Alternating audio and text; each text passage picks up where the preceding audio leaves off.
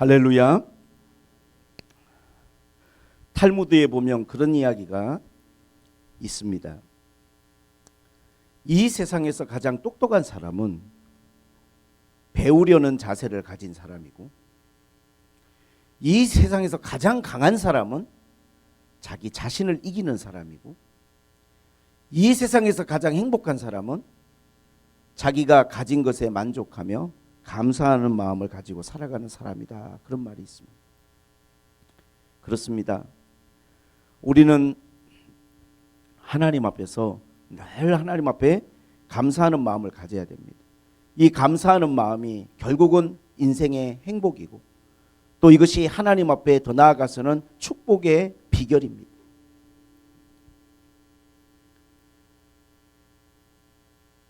오늘 우리는 맥주 감사절을 보내면서 어떠한 의미로 하나님 앞에 이 맥주 감사절의 감사의 마음을 우리 가져야 될까? 저는 맥주 감사절에 오늘 주신 말씀 가운데 여호와께서 너에게 주신 대로 복을 헤아려 자원하는 예물을 드리라, 그렇게 말씀하셨는데, 하나님이 나에게 주신 복을 한번 헤아려 보고 거기에 대해서 감사하는 마음을 가졌으면 좋겠다. 그러한 여러분께 메시지를 전하려고 합니다.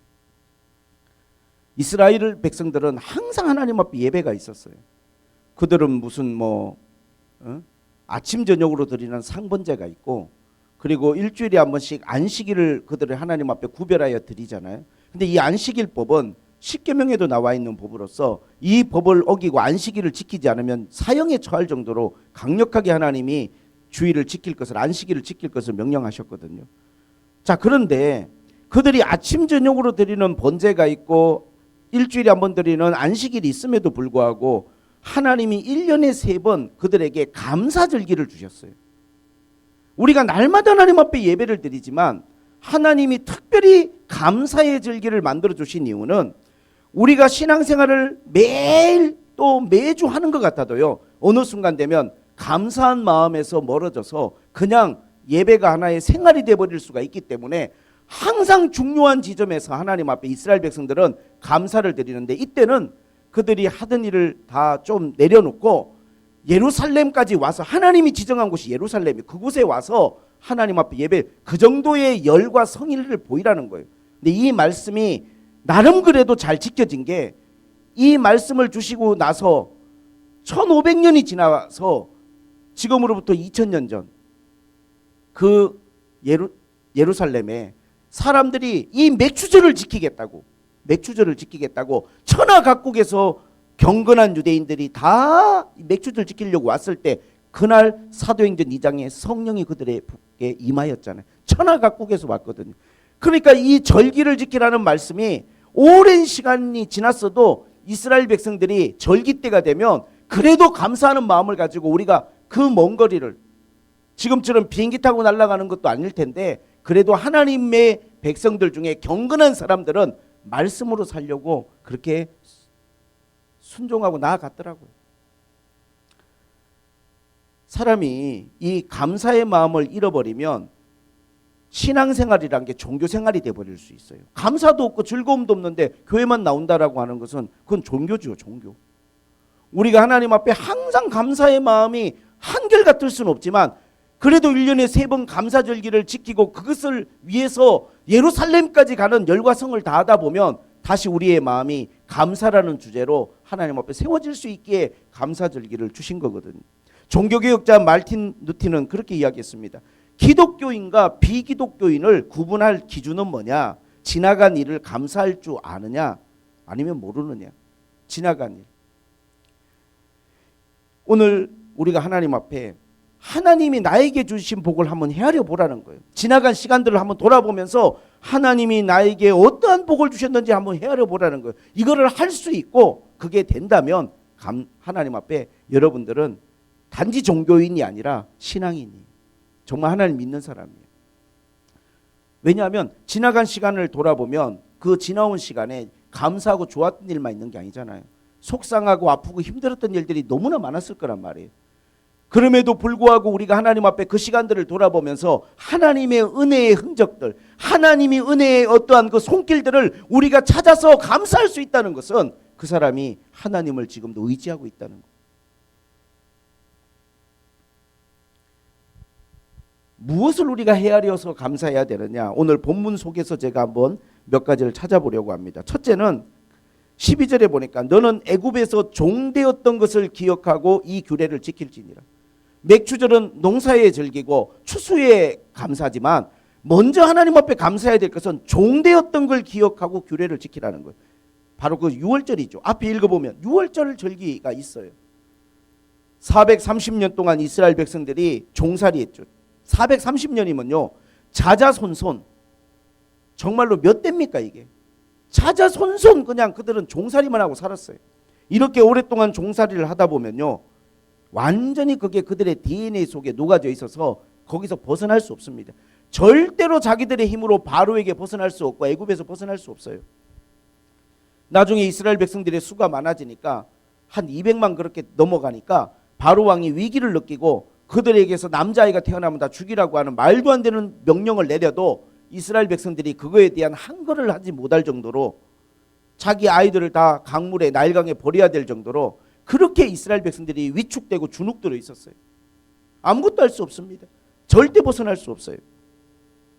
그들이 그 애굽에서 벗어나서 자유를 얻고 가나안 땅까지 올 수 있었던 건 전적인 하나님의 은혜, 온전한 하나님의 은혜로만 가능한 일이었던 거예요. 그걸 기억하라는 거예요. 할렐루야. 너희를 종되었던 곳에서 구원하여 준 것을 기억하라는 거예요. 2010년 10월 13일 날 칠레에서 엄청난 일이 있었습니다.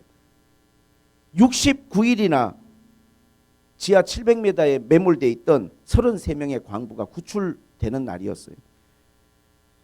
2010년 8월 5일 날 광산이 무너졌는데 땅속 700m입니다, 여러분. 70m 아니고 700m. 그 깊은 곳에서 탄광일을 하던 광부들이 매몰이 돼 버렸어요. 무너지면서 갇혀버린 거예요. 다 죽었다고 생각했어요. 그런데 17일 만에 그 안에 생존자가 있다는 게 17일 만에 확인이 된 거예요. 생존자가 있다는 게. 그때부터 구조 계획을 세워가지고 장장 69일 만에 그 갇혀있던 사람들이 터널을 조그마한 터널을 뚫고 강철로 된 캡슐을 거기로 들여보내서 한 사람씩 그 캡슐을 타고 지하 700m에서 밖으로 나올 수 있도록 33명이 다 구조되는 날이 10월 13일이었어요. 여러분, 자기의 힘으로 땅 파고 나올 수 있습니까? 700m 땅속에 갇혔으니까 우리가 땅 파고 나가자. 인간은 파고 나올 수가 없어요. 자기 힘으로는 도저히 거기서 벗어날 수 없습니다, 여러분. 누군가 위에서부터 터널을 뚫어서 그들을 구원할 계획을 가지고 모든 계획을 수립해서 전 정부적으로 전 세계적으로 관심을 갖고 기술자들이 노력을 했기 때문에 그들이 구출될 수 있었던 거예요. 우리는 36년의 일제치하에 있었습니다. 나라도 빼앗기고 이름도 빼앗기고 모든 것들을 다 빼앗겼어요. 아무것도 우리 것이 없어요. 다 가져가 버렸어요. 문화재, 심지어 우리의 이름까지도. 그렇게 많은 사람들이 목숨 걸고 항거하고 독립운동했지만 우리 힘으로는 일제의 힘을 벗어날 수 없습니다. 일본이 어떤 나라입니까? 러일 전쟁을 이기고 중일 전쟁을 이기고 미국까지 공습한 그런 강력한 국가를 우리 대한민국이 무슨 수로 우리 힘으로 벗어납니까? 일본이 어떤 나라입니까? 원자폭탄 하나 떨어뜨렸는데도 끝까지 그들은 항복하지 않았는데 2개 맞고 항복한 거예요. 우리 힘으로 여러분 자유를 얻은 게 아니고 누군가 우리를 도와주지 않았으면 우린 지금 이 나라가 없어요. 그냥 지금도 일본 눈치 보면서 그 종살이 했을 거예요 아마. 우리는 6.25 전쟁을 겪었습니다. 북한이 순식간에 밀고 내려와서 우리는 낙동강까지 밀려가가지고 나라가 다 그냥 완전히 공산화됐어요. 우리 힘으로 벗어날 수 있습니까? 무기도 변변찮은 것도 없고 아무 준비도 없이 당한 일이었어요. 해방되고 5년 만에 공산화가 될 위기에 처했는데 그때도 우리 힘이 아니에요. 인천 상륙작전을 미국에서 감행하면서 이 나라의 주권을 회복시켜주고 우리가 이 편안한 민주국가를 누리고 있는 것입니다. 여러분, 어떤 것은 우리 힘으로 안 되는 게 있어요. 아무리 노력하고 했어도 우리 힘으로 벗어날 수 없습니다. 이스라엘 백성들이 애굽에서 종되었던 것 절대 벗어날 수 없어요. 그걸 기억하라는 거예요. 네가 지금 자유롭고 네가 지금 이 가나안 땅에서 누리고 살아가니까 옛날에 너를 구원한 그 하나님의 은혜를 잊어버리지 말고 항상 그걸 기억하라는 거예요. 우리도 마찬가지입니다. 세상에 수많은 사람들 속에서 바다의 모래처럼 많은 사람들 가운데 예수의 이름을 알고 여러분들이 이 복음 안에서 물과 성령으로 거듭나서 사도행전 2장 38절의 말씀, 이 복음의 말씀을 가지고 여러분이 신앙생활하는 걸 감사하셔야 돼요. 항상 여러분이 그거를 잊지 말아야 됩니다. 우리가 하나님 앞에 구원받은 은혜를 잊어버리면 그걸 감사하셔야 돼요. 이 맥주 감사절에 우리가 하나님 앞에 지나간 시간들을 헤아려 보면서 구원의 은혜를 먼저 생각하십시오. 나를 구원하신 주님의 은혜. 주님이 나를 불러주지 않았다면 우리는 지금도 죄 가운데서 헤매고 있을 거예요. 힘들고 어려울 때마다 어쩌면 누군가는 술독에 빠져 있을지도 몰라요. 그러나 하나님이 그 어둡고 악한 죄의 구렁에서 나와 여러분들을 건져서 오늘 예수 믿게 만들어 주셨잖아요. 감사하셔야 됩니다. 그리고 우리가 맥주 감사절을 지내면서 하나님이 내게 주신 복이 무엇입니까? 씨를 뿌리고 농사를 지을 수 있는 땅을 주시고 우리가 거둬들이는 것을 감사해야 돼요. 그때는 농경사이니까 농사를 짓지 않습니까? 물론 씨를 뿌리는 사람은 누굽니까? 내가 뿌리는 거예요. 땅을 기경하는 것도 누굽니까? 내가 기경하는 거예요. 땅을 다 파서 고르고 돌 골라내고 잡초 뽑아내고 씨 뿌리고 다 내가 하는 일이에요. 그러니까 내가 한 것처럼 느껴지잖아. 내가 다 했으니까. 씨도 뿌리고 땅도 기경하고 내가 다 했으니까. 그러나 농사는 내가 하는 게 아니에요. 햇빛과 비를 주시고 하나님이 농사할 수 있는 모든 환경을 주시지 않으면 내가 씨를 뿌리고 땅을 기경했다고 농사가 되는 게 아니고 하나님이 거기에 자라나게 해 주셔야 자라나는 게 농사예요. 그래서 믿음이 없는 사람은요, 내가 한 것만 생각하니까 내가 했다고 생각해요. 인생이라는 게 내가 다 한 거라고 생각하지만 믿음을 가진 사람들은요, 농사 하나를 짓더라도 하나님 은혜가 아니고는 안 된다는 것을 인정하는 거예요. 그게 하나님 은혜를 헤아리는 거예요. 근데 여기서 조금 더 나아가 좀 성숙한 사람들 있잖아요. 좀 더 믿음이 깊은 사람들은요, 무엇까지 생각하냐 하면 씨를 뿌리고 땅을 기경했다고 말하지만 씨도 하나님이 주신 것이고 땅도 하나님이 주신 것이고 심지어는 거기서 일할 수 있는 건강과 힘도 하나님이 주신 것이라 사실 나는 아무것도 아니라는 데까지 가는 거예요. 믿음의 사람들은. 진짜 모든 게 하나님의 은혜다. 이렇게 가야 사실은 감사가 풍성해지는 건데 우리는 자꾸 내가 뭔가 한 것들을 너무 많이 우리는 생각을 한단 말이에요. 그 하나님 주신 건데 복음성가에 보면 그런 찬양이 있습니다. 주님 것을 내 것이라고 고집하며 살아왔네. 금은보와 자녀들까지 주님 것을 내 것이라고. 아버지여 철없는 종을 용서하여 주옵소서. 우리는 살아가면서 계속 내 것이라고 고집하는 거예요. 자식도 내 것이고 금은보와 물질도 내 것이고 내 것이니까. 그러나 여러분, 성경은 우리에게 맡겨주신, 우리는 청지기일 뿐이라는, 하나님 맡겨주신 거예요. 여러분에게 원래부터 가지고 있는 것이 아니라 하나님이 우리에게 주신 거예요. 그러한 마음과 믿음을 가져야 감사가 커져가고 감사가 증폭되는 거예요. 그래야 우리의 삶이 자꾸 감사로 하나님 앞에 새롭게 변화되는 것입니다. 매일 우리가 하나님 앞에 문제가 있을 때마다 번제를 드리러 아침 저녁으로 나가요. 일주일에 한 번씩은 안 지키면 죽일 정도로 하나님께서 엄하게 법을 세우셨기 때문에 안식일을 지킵니다. 그러나 1년에 3번은 하나님 앞에 감사의 절기를 지켜야 돼요. 왜? 이게 없으면 우린 종교인이 된다니까요. 의무적으로 드리는 예배만 있고 마음의 감사는 사라지고 그냥 삶에서는 짜증과 불평이 가득한 종교인으로 전락할 수 있기 때문에 하나님은 이스라엘 백성들에게 3번의 감사절기를 명령하셨고, 이 감사절기를 드리러 나올 때는 적어도 하나님이 나에게 주신 복이 뭔지를 헤아려보고 오라는 거예요. 헤아려보고. 구원을 주셨구나. 내가 먹고 살아가는 모든 것들 하나님이 주신 것이구나. 하나님 앞에 그러한 마음과 생각을 가져야 돼요. 믿음의 사람이란 그렇습니다. 항상 하나님이 주신 은혜를 헤아릴 뿐만 아니라 그 은혜를 어떻게 내가 보답할까를 하나님 앞에 고민하죠. 제가 개인적으로 너무너무 좋아하는 말씀이 하나님이 내게 주신 은혜를 무엇으로 보답할꼬, 시편 116편 12절 말씀이에요. 제 사무실에 가면 크게 제가 출력해서 액자를 걸어놨죠.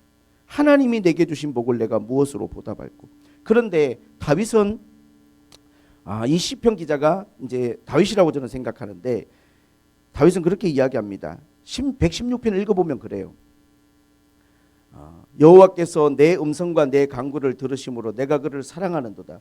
그의 길을 내게 기울이셨으므로 내가 평생에 기도하리로다. 그런데 지금 다윗이 처한 상황이 어떤 상황이냐면 3절에 보면 사망의 줄이 나를 두르고 수월의 고통이 내게 이르므로 내가 환난과 슬픔을 만났을 때에, 굉장히 마음이 지금 사망의 줄이 나를 두르고 수월의 고통이 내게 이르렀다는 거예요. 환난과 슬픔을 만났다는 거예요. 예? 이렇게 어렵고 힘든 상황 속에 이 지금 기자가 처해 있는 것입니다. 8절에 보니까 주께서 내 영혼을 사망에서 내 눈을 눈물에서 내 발을 넘어짐에서 건지셨나이다. 10절에 내가 크게 고통당하였다 말할 때에도 나는 믿었도다. 여러분, 그의 삶 가운데 사망과도 같은, 말로 표현할 수 없는, 스올이니까 지옥과도 같은 그러한 시간과 고통이 그에게 임하였어요. 큰 고통을 당하였다는 거예요. 이 모든 고통의 배경이 뭘까? 바로 11절에 나와요. 11절에 뭐라고? 내가 놀라서 이러기를 모든 사람이 거짓말쟁이라 하였도다. 결국은 사람 때문에 당하는 고통이에요. 우리가 인생을 살아가면서 당하는 고통이라는 게 뭐 여러 가지 건강의 문제도 있고 있겠지만, 결국 우리가 고통당할 때 나를 찌르고 나를 지옥처럼 살게 만드는 건 사람이에요. 사람. 그게 누구든지 간에, 가까운 사람이든 먼 사람이든 사람. 모든 사람이 거짓말쟁이라는 말, 다른 성경에 보니까 어떻게 번역되어 있냐면 아무도 믿을 사람이 없다, 이렇게 번역이 되어 있어요.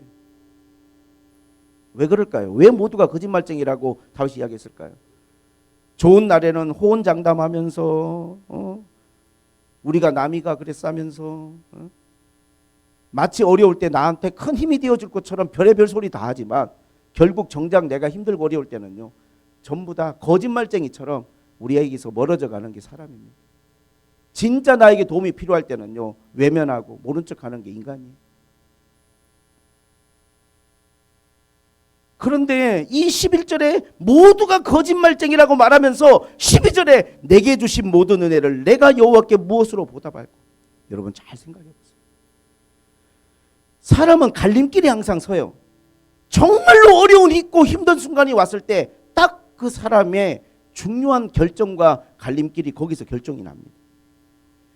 미국에서요 50만 부 이상 팔린 초베스트셀러 책이 있는데, 모자에 제라늄 꽃을 꽂고 행복하게 살아라. 참, 모자에 제라늄 꽃을 꽂고 행복하게 살아라. 제목만 보면 500부도 안 팔렸을 것 같은데 50만 부가 넘게 팔린 초베스트셀러예요.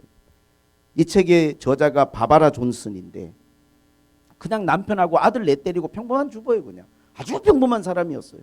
그런데 일하고 귀가 든 남편이 교통사고로 식물인간이 돼버렸어요. 깨어나지 않고 코마 상태로, 뇌사 상태로 그냥 병원에 숨만 쉬고 누워 있는 거예요. 첫째 아들이 음주운전 트럭에 치여가지고 사망을 해버렸습니다.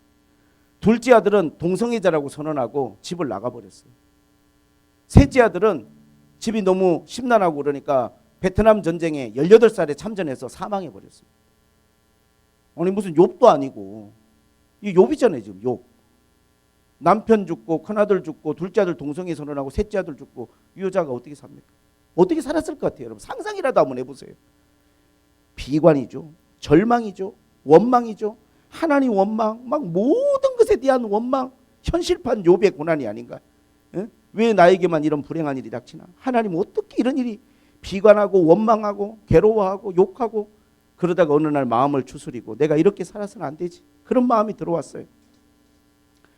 내가 긍정적인 한번 삶을 살아봐야 될 텐데, 그러면서 하나님 앞에 나아가서 정말 하나님 앞에 내 남은 생을 하나님께 어떻게든지 내가 하나님을 위해서 살아야겠다는 마음을 가지고 감사의 기도를 매일 드렸습니다.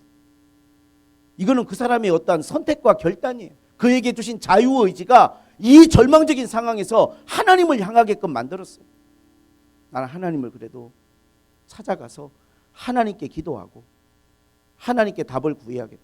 그런데 놀라운 일이 벌어졌습니다. 그렇게 매일 가서 하나님 앞에 씨름하면서 감사를 억지로라도 드리고 있는 어느 날, 남편이 식물인간에서 깨어났다는 소식을 들었어요. 남편이 깨어난 거예요. 남편이 돌아왔습니다. 그리고 동성애를 선언하고 집을 떠났던 둘째 아들이 회개하고 돌아와서 이제는 좋은 일을 하고 엄마 말씀 잘 들으며 살고 싶다고 회개하기 돌아왔어요. 물론 교통사고로 죽었거나 전쟁에 죽은 아들이 살아 돌아온 건 아니지만 그래도 그녀에게 한 가닥 희망이 생겼어요. 남편이 깨어났고 둘째 아들이 회개하고 돌아왔으니까 삶의 용기가 생겼어요. 그때부터 바바라 존슨은 베트남전에 가서 죽었던 여러분 미군이 50만 명이에요.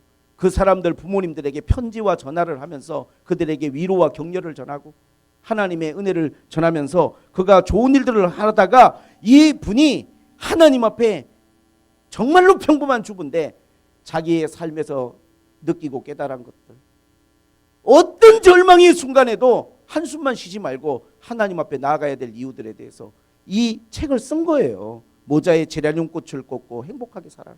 어떤 절망의 순간에도 하나님을 기억하고 감사의 마음을 가지면 기쁨의 소식이, 따뜻한 봄바람이 내 삶에 불어온다는, 이게 미국 사람들에게 감동을 줘서 베스트셀러가 된 거잖아요. 여러분 오늘 이 다윗을 보세요 한번.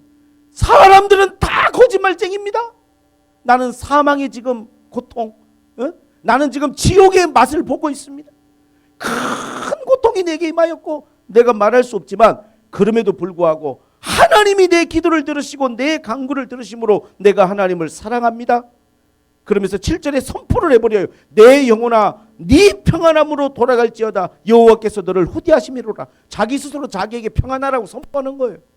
네가 어렵고 힘들지만 너는 평안하라. 하나님이 너를 후대하시고 하나님이 너를 존중히 여겨주실 것이다.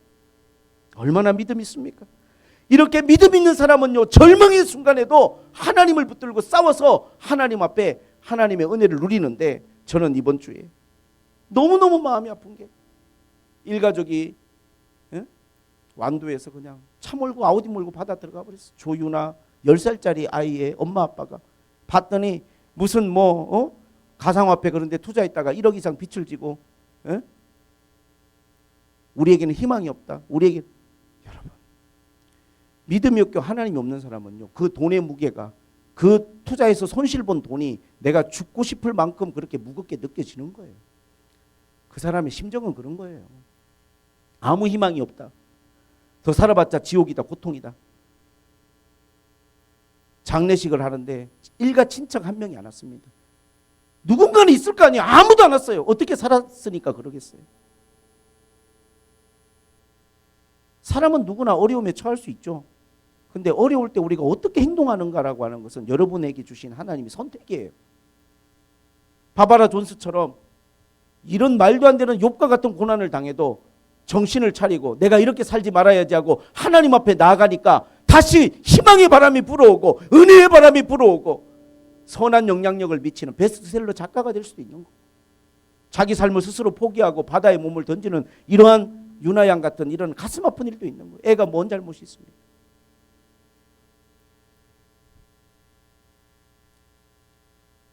우리는요 맥주 감사제를 보내면서 내게 주신 복을 한번 하나님 앞에 헤아려 봤으면 좋겠어요. 내게 복 주신 복.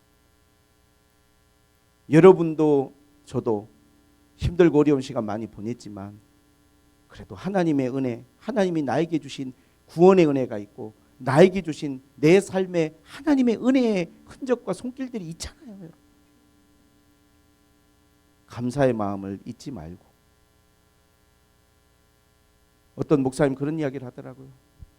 감사가 가지고는 기적은 뭐 말로도 할 수 없지만 여러분도 많이 들었겠지만 마치 수학의 더하기와 같아서 감사를 하면 계속 더해지는 거예요. 스펄츠 목사님 그런 말 했잖아요. 별빛을 보고 감사하면 달빛을 주시고 달빛을 보고 감사하면 더 큰 햇빛을 주시고 햇빛을 보고 감사하면 더 햇빛보다 위대한 하나님의 영광을 그 사람에게 주신다. 작은 것을 자꾸 감사해야 더 큰 감사가 문이 열리고 더하기가 되는 거예요. 더하기. 삶이 플러스 인생이 되는 거고 순기능이 작동하는 거예요. 한숨이 나지. 우리가 상처받고 힘들었다라고 낙심하면서 살아가면요. 그때부터는 마이너스 인생이 돼요. 계속 뭐가 빠져나가. 수학 공식에서 나는 애쓰고 노력하는데 더해지는 인생이 아니라 빠지는 인생이 되는 거예요. 오늘 우리는 교회에 와서 여러분 어떤 하나님의 뜻과 마음을 여러분들이 알고 가기를 원하십니까? 감사한 마음을 회복하는 것. 감사한 마음으로 다시금 우리가 하나님 앞에 새로워지는 것이 가장 중요한 것이다 말씀을 드립니다. 끝으로 그런 말씀 하나 드릴게요. 우리가 하나님 앞에 복을 헤아려 보니까 구원의 은혜도 있고 각자에게 주신 복은 여러분들이 헤아리셔야 돼요. 무엇 하나도 내 힘으로 된 것 없습니다. 여러분. 근데 내게 주신 은혜를 무엇으로 보답할고? 오늘 여기 본문에 그런 말씀이 있지 않습니까? 너에게 주신 대로 복을 헤아려 자원하는 예물을 드리라. 아니 하나님이 돈이 없는 분도 아닌데 돈 이야기를 왜 하실까? 예물 이야기를 왜 하실까? 하나님은 가난한 분이 아니잖아요. 마음만 받으면 되는 거지. 여러분 이거는 우리가 잘 생각하셔야 됩니다. 어떤 사람들은요 감사 이야기를 할 때마다 감사가 제일 중요한 건 마음이잖아요. 맞아요, 마음이에요. 근데 여러분 주님은 뭐라고 했냐면 빈손으로 내게 오지 말라고 그랬어요. 감사의 예물을 드리라고 했습니다. 우리가 교회 와서 하나님 앞에 예배를 드릴 때 여러분 마음가짐이라는 게 하나님 앞에 다 감사하겠지만 여러분이 감사를 마음으로만 하고 말로만 하는 것하고 여러분이 준비한 예물이 그 감사 속에 들어가는 거하고 다 굉장히 다른 거예요. 하나님이 돈이 없어서 드리라고 하는 게 아니잖아요. 중요한 것은 여러분들이 그만큼의 성숙함과 하나님 앞에 감사를 표현할 줄 아는 그러한 여러분들에게 신앙이 있어야 된다는 이야기. 이스라엘 백성들은요 43년 동안을 광야에서 주는 것만 받아먹고 살았어요. 자기들이 한 게 뭐 있어요? 땅을 기경하기를 했나, 씨를 뿌리기를 했나, 추수를 하게 했나, 아무 농사를 짓지 않고 43년을 산 사람들이에요. 이 사람들이. 그럼 뭘로 살았냐? 만나를 주신 걸로. 만나 주신 만나만 먹고 43년을 살았어요. 자 이제 농사를 짓습니다. 내가 씨도 뿌리고 땅도 가꾸고 열매도 거두고 이제는 어떻게 해야 될까요? 주는 것만 받아먹고 산 게 아니라 이제는 내가 열심히 땀 흘려서 노력해서 수고해서 하나님이 땅도 주시고 씨앗도 주시고 다 주셔서 농사를 지었으니 네가 받아먹고만 살 때처럼 살면 안 되는 거예요. 만나 먹고 살 때 하나님이 절기지키라고 하지 않았어요. 법은 광야에서 주셨는데 이거는 가나안 땅 들어가서부터 지킨 법이에요. 가나안 땅 들어가서부터. 하나님이 주시는 것만 받아먹고 살 때는요 그때는 우리의 신앙 상태가 사실은요 은혜로만 살고 하나님이 주신 것만 받아먹고 사니까 우리가 다른 거 생각할 겨를이 없어요. 자 그런데 삶을 살다 보면 어느 순간 내가 광야에만 있는 게 아니라 가나안 땅으로 하나님 인도하시잖아요. 뭔가 내 삶 가운데 기경이 일어나고 하나님 앞에 추수가 일어나고 열매가 맺히고 그때도 여러분 받아만 먹고 하나님 앞에 살아갈 겁니까? 43년간 우리가 만나만 먹고 살았지만 이제 하나님 앞에 농사를 지어서 거뒀으면 하나님께도 드릴 줄도 알아야지. 그 신앙을 하나님이 우리에게 말씀해 주시는 거예요. 드릴 줄도 아는 신앙. 하나님이 돈이 없어서가 아니라 우리가 하나님의 은혜에 대해서 그렇게 마음을 가지고 나아갈 수 있는 믿음이 필요하다는 이야기예요. 성숙한 신앙. 처음에 교회에 와가지고 신앙생활 할 때는요 그냥 오는 것만도 100점이에요. 그냥 와서 앉아만 있어도 무조건 다 100점입니다.